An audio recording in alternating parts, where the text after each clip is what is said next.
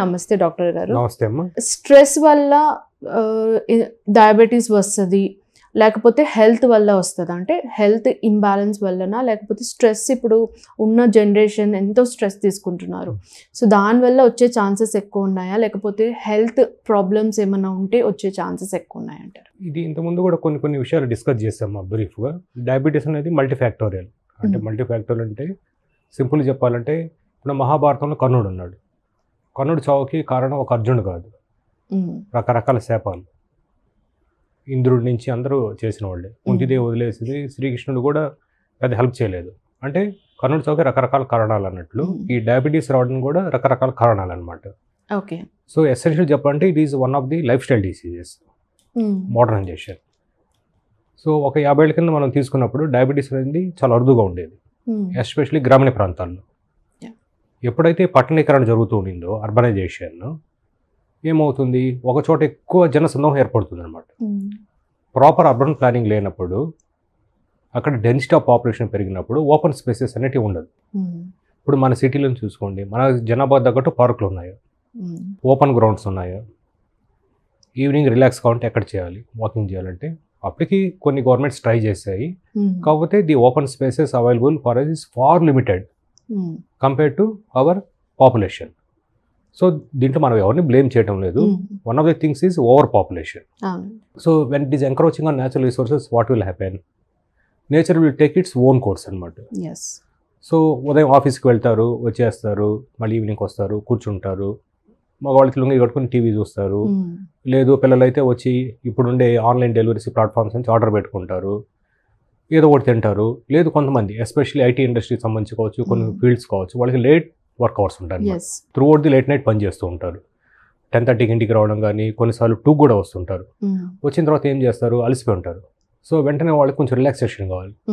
So watching TV or mobile, especially ఇప్పుడు mobile revolution వచ్చిన తర్వాత, ఈ సోషల్ మీడియా ప్లాట్ఫామ్స్ వచ్చిన తర్వాత ఎక్కువ టైము, ఈవెన్ మూవీస్ కూడా మొబైల్స్లో చూస్తున్నారు.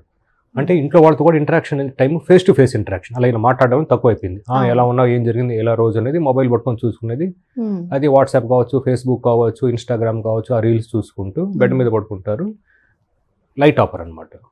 సో యాక్చువల్గా చూస్తే మనకి లైట్ పొల్యూషన్ కాన్సెప్ట్ ఉంటుంది. The more we are expose to light, that is one also dangerous things. పాతప్పుడు ఏం చేసేవాళ్ళము, 100 ఏళ్ల కింద ఈ పవర్ లేనప్పుడు, ఎప్పుడైతే ఉదయాన్నే మనకి సూర్యుడు ఉదయిస్తాడో అప్పుడు లేచి వాళ్ళ పొలాలకు వెళ్ళి పనులు చేసుకుని వచ్చేవాళ్ళు. సాయంత్రం 6 గంటలకంతా తినేసి పడుకునేవాళ్ళు అనమాట. So 100 years back. తర్వాత ఈ రేడియోలు ఇవన్నీ రావడం మొదలుపెట్టిన తర్వాత రేడియో వినడానికి వాళ్ళు 7:30, 8 వరకు మేల్కొనేవాళ్ళు, 9:30 పడుకునేవాళ్ళు. ఇవంతా మన గ్రాండ్ పేరెంట్స్ వాళ్ళు చెప్పారనమాట. With advent of televisions. So advent of televisions nothing but more amount of light pollution. అంటే మన కళ్ళు విశ్రాంతి తీసుకోకుండా కాన్స్టెంట్ లైట్ ఎక్స్పోజర్ కొన్నాయన్నమాట. అంటే ఇక్కడ ఇండైరెక్ట్ గా మనమే ఛాన్స్ ఇస్తున్నాం, మన బాడీలోకి డయాబెటీస్ రావడానికి మనమే ఇక్కడ ఛాన్స్ ఇస్తున్నట్టు. ఎగ్జాక్ట్లీ అండి. ఎందుకంటే ఓవర్ నైట్ మన బాడీలో మ్యూటేషన్స్ అంటే జెనెటిక్ మార్పులు జరగవు అనమాట. ఇవంతా కేవలము ఎన్విరాన్మెంటల్ ఇన్ఫ్లుయెన్సెస్ వల్ల. సో మనం అనుకున్నట్లు పట్టణీకరణ వల్ల ఓపెన్ స్పేసెస్ లేవు, వచ్చినంత వాకింగ్ చేయడానికి స్పేస్ లేదు. మా పేషెంట్స్ అంటుంటారు, సార్ మీరు వాకింగ్ పొమ్మన్నారు, నేను వాకింగ్ వెళ్ళాను, వెళ్తే కుక్కలు గరిచాయంటారు అనమాట. So all these things show we're destroying our cells with so many things. I'm not only talking about diabetes, about other life style disease also. అది థైరాయిడ్ కావచ్చు, స్త్రీలలో ఇప్పుడు పీసీఓఎస్ అనేది విపరీతం అయిపోయింది అనమాట. ఈ పీసీఓఎస్ అనేది ఏం లేదండి, PCOS is warning signal for future diabetes అంతే. రెండింటికి రీజన్ సేమ్ అనమాట. లావ్ అయిపోవడం, పిల్లలు కలగకుండా ఉండడం, వీటి గురించి మీరు పీసీఓఎస్ అని వినుంటారు. సో ఈ హైపర్ టెన్షన్ ఇవన్నీ లైఫ్ స్టైల్ డిసీజ్ అనమాట. ఒకప్పుడు చాలా వరకు జనాలు సాత్విక ఆహారం తినేవాళ్ళు, ఈవెన్ చికెన్ మటన్ తిన్నా కూడా అంత ఉప్పు వేసుకునేవాళ్ళు కాదు. కానీ ఇప్పుడు ఏంటంటే మోడర్న్ లైఫ్ స్టైల్లో స్ట్రెస్ గురయ్యి ఎక్కువ టేస్ట్ ఉండాల్సి వస్తుంది. ఇప్పుడు మీరు ఆన్లైన్ డెలివరీ ప్లాట్ఫామ్స్ చూసాను అనుకోండి, why people like that, they deliver high amount of energy dense products which should be tasteful, but at the cost of nutrition. అది నిజంగా న్యూట్రిషన్ కాదు, ఎవరికి తెలియదు. అంటే నేను పేర్లు ఎత్తదలుచుకోలేదు. సో ఇప్పుడు మనం అనుకున్నట్లు ఈ రకరకాల కారణాల వల్ల ఈ డయాబెటీస్ అంటే లైఫ్ స్టైల్ డిసీజ్ చాలా విపరీతం అయిపోయినాయండి. ఇప్పుడు ఫ్యామిలీలో అంతకుముందు ఒకరు ఉండేవాళ్ళు ఒక 10 years బ్యాక్. ఇప్పుడు ఏంటంటే ఫ్యామిలీలో కనీసం 2-3 ఉంటున్నారు అన్నమాట. 35 దాటము షుగర్ లెవెల్స్ డీరేంజ్ అయిపోతుంది. అసలు ఏజ్ లిమిట్ అనేది లేదు, ఏజ్ లిమిట్ అనేది లేకుండా పోతూ ఉంటుంది. ఇంకో అన్ఫార్చునేట్ థింగ్ చెప్పాలంటే, ఇంతకుముందు ఒకసారి ఇంటర్వ్యూ కూడా డిస్కస్ చేశాను, మాకు స్కూల్ పిల్లలు వస్తుంటారు. ఇప్పుడు ఏంటంటే మన ఇండియాలో అందరూ హీరో డాక్టర్ కావాలి, లేకపోతే పనికిరారు అన్న కాన్సెప్ట్ వచ్చేసింది. సో ఈ కాన్సెప్ట్ మీద బేస్ అయ్యి కొన్ని కార్పొరేట్ స్కూల్స్ వచ్చాయన్నమాట.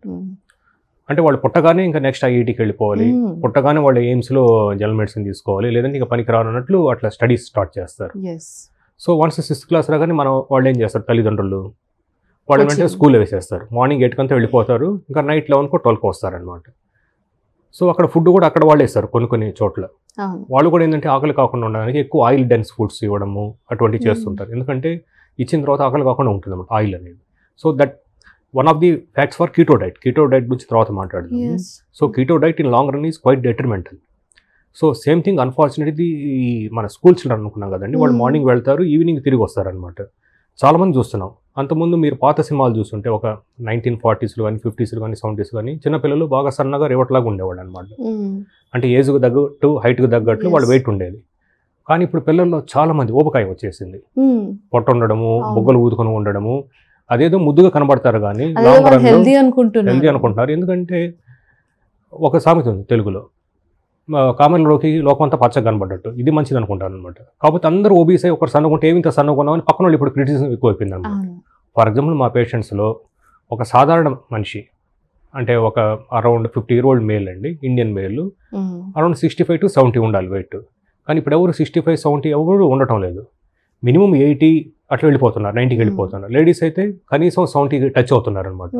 మామూలుగా యావరేజ్ ఇండియన్ ఉమెన్ వెయిట్ వాళ్ళు ఏజ్ తీసుకుంటే యావరేజ్ అని చెప్తున్నారు, అందరికీ ఇదే కొలమానం అని కాదు. అరౌండ్ 55 to మ్యాక్సిమం 62-65 ఉండాలండి. Most of the women now they are going to 70s అనమాట. ఇట్లా ఎందుకు జరుగుతుంది అంటే because of this modern life style. ఇది నేను చెప్పదలుచుకున్నాను. కాంప్లికేషన్స్ ఇప్పుడు జనరల్గా వాళ్ళకి ఒకవేళ అనిపించింది, సిమ్టమ్స్ కనిపిస్తుంది అని అంటే పేషెంట్స్ వాళ్ళే డిసైడ్ అయిపోతూ ఉంటారు నాకేమో అయిపోయింది అని. కాంప్లికేషన్స్, ఎలాంటి కాంప్లికేషన్స్ వస్తే మనం అప్రోచ్ అవ్వాలి డాక్టర్ని, అండ్ సజెషన్స్ ఎలాంటివి తీసుకోవాలి, దానికి క్యూర్ అనేది ఉందా? ఈ హైపర్ టెన్షన్ కానీ అంటే హై బీపీ కానీ డయాబెటీస్ కానీ థైరాయిడ్ కానీ ఇనిషియల్ స్టేజ్లో ఎవరికి తెలియదు. అందువల్ల డెవలప్డ్ కంట్రీస్లో ఏం చేశారంటే వాళ్ళు 20 years దాటిన తర్వాత అందరికీ ఒకసారి యూనివర్సల్ స్క్రీనింగ్ రికమెండ్ చేశారు. అంటే షుగరు, బీపీ, థైరాయిడ్ టెస్ట్ చేసుకొని ఒక నార్మల్ ఉంటే ఎవ్రీ 10 years. సో అలాగే క్యాన్సర్ స్క్రీనింగ్ కూడా మన లైఫ్ స్టైల్ వల్ల చాలా క్యాన్సర్స్ ఎక్కువైపోయినాయి అనమాట. Because of high fat intake, ఈ కార్బ్స్, సెడెంటరీ లైఫ్ స్టైల్ వల్ల బ్రెస్ట్ క్యాన్సర్ కావచ్చు, లివర్ క్యాన్సర్ కావచ్చు, పెద్దపే క్యాన్సర్ అంటే కోలన్ క్యాన్సర్ కావచ్చు ఎక్కువైపోయినాయి అనమాట. సో ఈ స్క్రీనింగ్ మెథడ్ ద్వారా తెలుస్తుంది. లేదు ఒక సాధారణ మనిషికి నీరసంగా ఉన్నారు ఎప్పుడైనా అనిపిస్తే అది రకరకాల కారణాలు కావచ్చు. ఆ రోజు ఇంట్లో కొట్లాట జరగడమో, లేదు వాళ్ళ బాస్ వాళ్ళు తిట్టడమో, లేదు నిజంగా వీళ్ళకి లోపల జబ్బు ఉండడమో, ఏదో ఒకటి ఉండొచ్చు అనమాట. కానీ అలా మాటిమాటికి వస్తూ ఉందంటే what we recommend is general screening. కానీ ఇప్పుడుండే జనరల్ స్క్రీనింగ్ చూసుకుంటే ఇది కూడా కమర్షియలైజేషన్ అయిపోయింది అనమాట. ఫర్ ఎగ్జాంపుల్ ఒక ల్యాబ్ ఆఫర్ చేస్తుంది, దాదాపు ఒక 40 pages ఒక బుక్లెట్ లాగా ఇస్తారు అనమాట, పెద్ద బుక్ లాగా ఇస్తారు. దాన్ని 15,000కి ఇస్తాను అని చెప్తారు. యాక్చువల్ దాని కాస్ట్ వచ్చి 7,000 ఉంటుంది, కానీ అక్కడ 40,000 చేసి కట్ చేసి 15,000 చేస్తారు. కాకపోతే మన జనాలు ఏంటంటే అసలు కంటే కొసరు ఎక్కువ కాబట్టి వాళ్ళు, సో వీళ్ళు 50% ఇస్తున్నారు, 60% డిస్కౌంట్ చేస్తారు. అన్ఫార్చునేట్ థింగ్ ఏంటంటే నార్మల్ వాళ్ళకు కూడా దాంట్లో సిటీ స్కాన్, ఎంఆర్ఐ చేస్తున్నారు అనమాట. ఒక సిటీ స్కాన్ అండి నేను చెప్తాను, ఒక సిటీ స్కాన్ చెస్ట్కి కానీ పొట్టకు కానీ చేయిస్తే 100 X-rays కొట్టినట్టు అనమాట. ఇప్పుడు ఒక మనిషిని 100 X-rays కొడితే ఎంత రేడియేషన్ ఉంటుందండి? రేడియేషన్ కదా, because radiation nothing but one of the cancerogenic things. So unfortunately ఈ మెడికల్ ఫీల్డ్ కానీ యాన్సిలరీ ఫీల్డ్స్ అంటే ఈ ల్యాబొరేటరీ సర్వీసెస్ కానీ ఎప్పుడైతే ప్రొలిఫరేట్ అయిపోయినాయో, because they are direct promotion to customer. మేము కస్టమర్ అను, పేషెంట్ అంటాము. D2C, B2C, business to customer, B2C అయిపోయింది, B2B లేదనమాట. సో మా దగ్గర పేషెంట్స్ రిపోర్ట్స్ వేసుకొస్తారు. ఎవరైతే కొంచెం ఎడ్యుకేటెడ్గా ఉన్నారో, లేదు వాళ్ళ గురించి అవగాహన ఉంది, జాబ్స్ ఉన్నారు, వాళ్ళ పేరెంట్స్ వాళ్ళు స్క్రీనింగ్ చేయిస్తారంటే వాళ్ళలో తెలుస్తుంది అనమాట, ఈ షుగర్ ఉందా, బీపీ ఉందా అని, మనకి థైరాయిడ్ ఉందా తెలుస్తూ ఉంటుంది. కానీ అన్ఫార్చునేట్ థింగ్ ఏంటంటే ఈ టెస్ట్లు చేర్చుకున్న వాళ్ళలో జబ్బు వచ్చిన దానికి బయటపడేదానికి కనీసం 5 నుంచి 6 ఏళ్ల గ్యాప్ ఉంటుంది. సో ఈ 5-6 ఏళ్ల గ్యాప్లో ఏం జరుగుతుంది, లోపల ఆ జబ్బు దాన్ని డ్యామేజ్ చేసుకుంటూ పోతూ ఉంటుంది. షుగర్ కావచ్చు, బీపీ కావచ్చు, ఇంకేదైనా కావచ్చు. బీపీ అనుకోండి కళ్ళు తిరగడం ఉంటుంది, షుగర్ కావచ్చు అనుకోండి కళ్ళు తిరగడం ఉంటుంది. చాలా మందికి ఉండే అపోహ ఏంటంటే కళ్ళు తిరిగినంటే షుగర్ డౌన్ అయినట్లు, వెంటనే వాళ్ళు చక్కెర నోట్లో వేసుకొని ఒక స్వీట్ తిని వచ్చేస్తారు. కానీ నేను చెప్పదలుచుకున్నాను, బ్రెయిన్ సమతుల్యత అనేది ఒకటి ఉంటుందండి. అది సమతుల్యత 70 నుంచి 140 లోపల మనకి షుగర్ ఉంటే కరెక్ట్గా బ్యాలెన్స్ చేస్తూ ఉంటుంది. 70 కంటే తక్కువైనా, 140 కంటే ఎక్కువైనా సరే షుగర్ వల్ల బ్రెయిన్ కొంచెం దెబ్బతింటూ ఉంటుంది, అంటే కొంచెం చక్కెర వస్తుంటుంది, తల తిరుగుతూ ఉంటుంది. సో షుగర్ తక్కువైనా తల తిరుగుతుంటుంది, షుగర్ ఎక్కువైనా కూడా తల తిరుగుతుంది, నీరసంగా అనిపిస్తుంటుంది అనమాట. 2 లక్షణాలు సేమ్. కాకపోతే జనాలు మనం అనుకున్నట్లు వాళ్ళు ఏమనుకుంటారు షుగర్ డౌన్ అయిపోయిందని, ఆల్రెడీ షుగర్ అక్కడ 300 క్రాస్ అయిపోయి ఉంటుంది, వీళ్ళు ఇంకా షుగర్ వేసుకొని తింటారు అనమాట. అట్లా ఒక నెల 2 నెలలు గడుస్తుంది. ఒక 5 డే వాళ్ళకి ఏదో ఒక కారణాల వల్ల, ఫర్ ఎగ్జాంపుల్ కాళ్ళలో పుండ్లు పడడం కానీ, మానకుండా ఉండడం కానీ, కొన్నిసార్లు యూరిన్ ఇన్ఫెక్షన్ రావడం కానీ, కొన్నిసార్లు అక్కడక్కడ పొక్కుల్లాగా వచ్చి ఇన్ఫెక్షన్ రావడం కానీ, వాటి వల్ల బయటపడుతూ ఉంటుంది అనమాట. సో రేర్గా, అంటే ఈ కాలంలో తక్కువైంది, ఎస్పెషల్లీ మనం సిటీలో ఉన్నాం కాబట్టి ఊర్లలో జరుగుతూ ఉండొచ్చు. కొంతమంది కోమాలో ల్యాండ్ అవుతారనమాట షుగర్ ఎక్కువైపోయి. ఇట్లా దాహం దాహం దాహం అంటూ వాళ్ళు థమ్సప్, మాజాలు, స్ప్రైట్లు తాగుతూ దాంట్లో షుగర్ కార్బోనేటెడ్ బెవరేజెస్ కదండి, కోమాలో ల్యాండ్ అవుతారనమాట. ఇవి తరచుగా ఇంతకుముందు చూసేవాళ్ళం మేము.